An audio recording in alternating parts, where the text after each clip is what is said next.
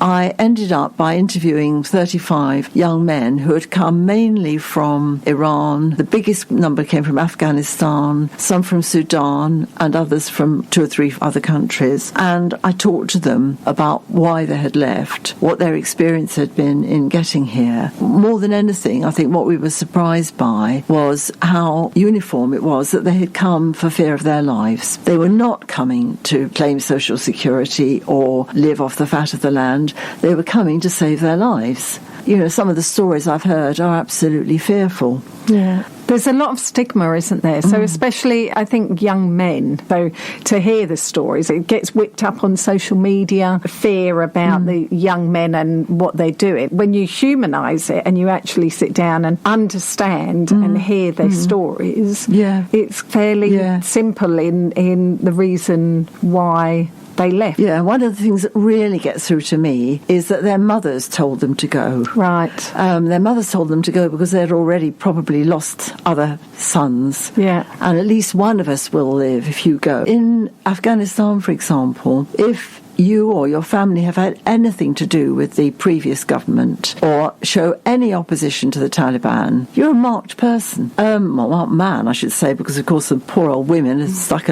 away. You know, they don't get a chance to express their views anyway. And the Taliban are remorseless. They track people down. Even when these young men have escaped, they go to their families' homes, harass the families to try and find out where they are. Something that I think we were surprised by, the terrible times that these young men have on their journey to get here. There's so much talk about the boats, so much scaremongering. Nobody knows really how appalling these journeys are. Sometimes they take months, sometimes years to make a journey from, say, Afghanistan to this country. Yes, they use people smugglers because there isn't much else that they can do. There are very few safe routes. There were some that were set up for Afghanistan by this government, one for Syria and so on. There are very few. Ukraine, Hong Kong, that's about it. So if you're coming from Iran, for example, there is no obvious, safe, legal, so-called route. You have to go to the people smugglers. And the people smugglers are, okay, there's somebody big at the top, but they're small-time criminals, probably a lot of them, or small-time businessmen even. And they pass these individuals on from one to another through from Afghanistan, Iran, Turkey, Bulgaria, Syria.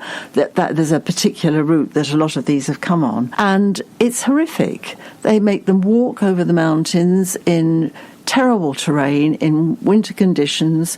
They beat them, give them very little food and drink. They are abusive. Then they have to face border patrols, and obviously people are stopping asylum seekers going into their country. But, for example, a young man or young men going through from Turkey into Bulgaria are faced with things like being set on by the dog, tear gas, being hosed down with cold water in the winter, you know, having everything stolen from them. It's absolutely horrific. Sometimes they have to stop, they work illegally, and then they get exploited to make a bit of money to pay the next lot of people smugglers to move on.